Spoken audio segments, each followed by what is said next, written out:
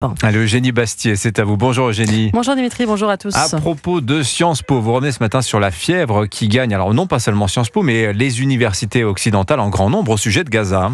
Oui, à Columbia, à Stanford, à Sciences Po, on voit les mêmes drapeaux palestiniens, les mêmes pancartes, les mêmes slogans en anglais, les mêmes revendications.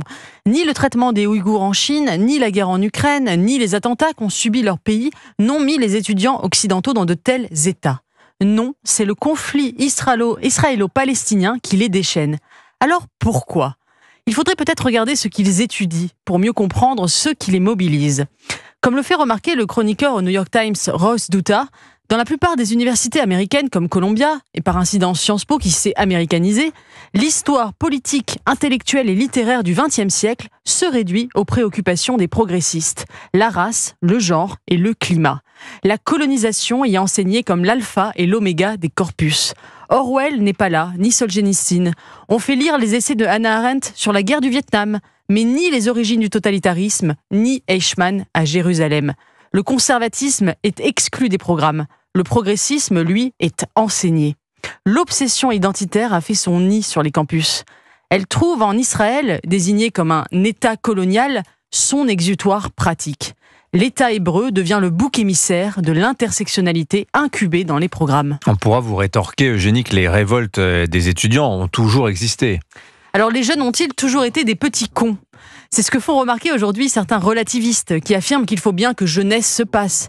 Il serait normal que les étudiants se rebellent et il faudrait tolérer leurs éruptions violentes et sectaires. Alors oui, c'est vrai, la révolte des campus n'est pas nouvelle. La génération 68arde qui vote aujourd'hui pour le cercle de la raison s'horrifie des jeunes militants de Sciences Po. C'est pourtant elle qui a ouvert le bal dans les années 70. À l'époque, eux aussi interrompaient les cours, occupaient les bâtiments, chassaient les professeurs. Rappelons que Cohn-Bendit a lancé le mouvement du 22 mars 1968 en réaction à l'emprisonnement des militants anti-guerre du Vietnam. Il a fini macroniste. Aujourd'hui, Jean-Michel Apathy se fait claquer le beignet par Rima Hassan. La révolution dévore ses parents. Alors la bourgeoisie peut se rassurer en pensant que les fils à papa science-pistes finiront en patriciens centristes. Ils troqueront le kéfier pour la cravate. Mais je crois que la grande différence avec mai 68, c'est que la révolte actuelle prospère sur un terreau d'ignorance et de relativisme. C'est-à-dire ? Je vais vous donner un exemple.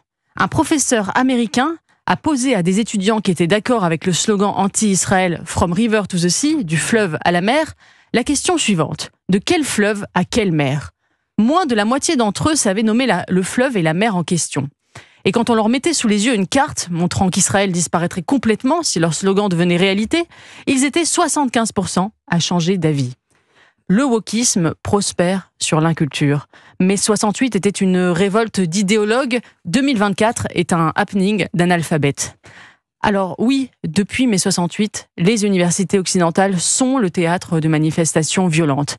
Mais ce n'est pas parce qu'un mal est ancien qu'il doit durer toujours. Il est temps d'en finir. Il est temps de faire à nouveau de nos facultés des lieux de transmission du savoir et de recherche de la vérité, plutôt que des agoras où la posture militante étouffe la liberté intellectuelle. On veut interdire les écrans à l'école ? Très bien. Mais commençons par chasser l'idéologie des universités. Signature Europe 1, Eugénie Bastier. Merci beaucoup Eugénie, à vendredi prochain.